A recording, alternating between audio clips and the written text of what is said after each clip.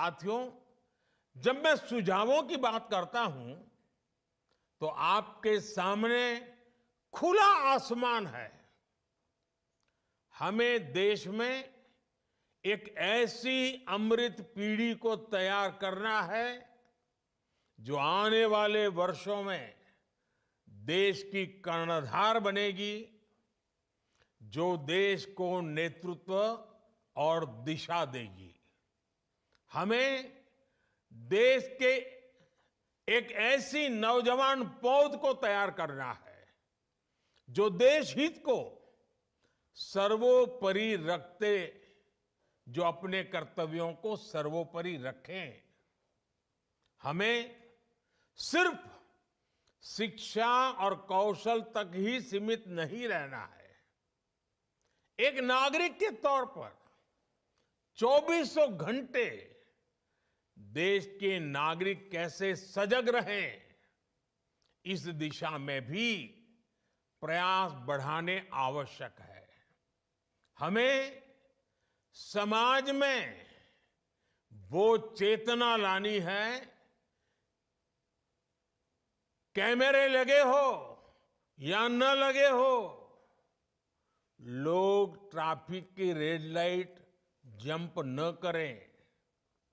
लोगों में कर्तव्य बोध इतना ज्यादा हो कि वो समय पर दफ्तर पहुंचे, अपने दायित्वों को निभाने के लिए आगे बढ़कर काम करें। हमारे यहां जो भी प्रोडक्ट बने, उसकी क्वालिटी इतनी बेहतर हो कि मेड इन इंडिया देखकर लेने वाले का गर्व और बढ़ जाए। जब देश का हर नागरिक जिस भी भूमिका में है, जब वो अपने कर्तव्यों को निभाने लगेगा, तो देश भी आगे बढ़ चलेगा। अब जैसे प्राकृतिक संसाधनों के इस्तेमाल से जुड़ा विषय है,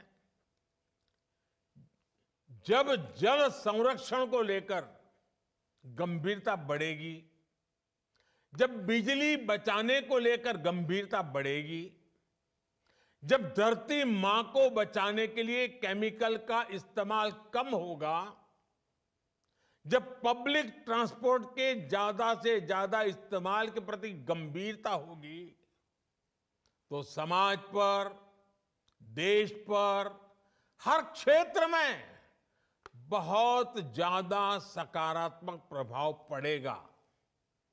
मैं ऐसे कितने ही उदाहरण आपको गिना सकता हूं। आप भी मानेंगे कि छोटी छोटी बातें हैं, लेकिन इनका इंपैक्ट बहुत बड़ा होता है।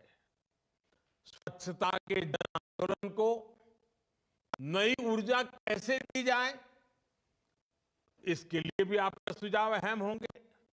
हमारे युवा आधुनिक लाइफस्टाइल के साइड इफेक्ट का मुकाबला करें, इसके लिए आपके सुझाव अहम होंगे। मोबाइल की दुनिया के अलावा बाहर की दुनिया भी देखें, ये भी उतना ही जरूरी है। एक शिक्षक के तौर पर आपको ऐसे कितने ही विचारों की सीडिंग वर्तमान और अगली पीढ़ी में करनी है, और आपको खुद भी अपने विद्यार्थियों का रोल मॉडल बनना है।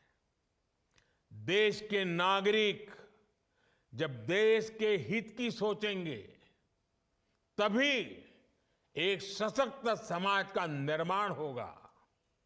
और आप भी जानते हैं कि जिस तरह समाज का मानस होता है, वैसी ही झलक हमें शासन प्रशासन में भी नजर आती है। मैं अगर शिक्षा के क्षेत्र की बात करूं, तो उससे जुड़े भी कितने ही विषय हैं। 3-4 साल के कोर्स के बाद हमारे शिक्षण संस्थान प्रमाण पत्र देते हैं, डिग्रियां देते हैं, लेकिन क्या हमें ये सुनिश्चित नहीं करना चाहिए कि हर छात्र के पास कोई न कोई स्किल अनिवार्य रूप से हो? ऐसी चर्चाएं, इससे जुड़े सुझाव ही विकसित भारत की यात्रा का मार्ग स्पष्ट करेंगे।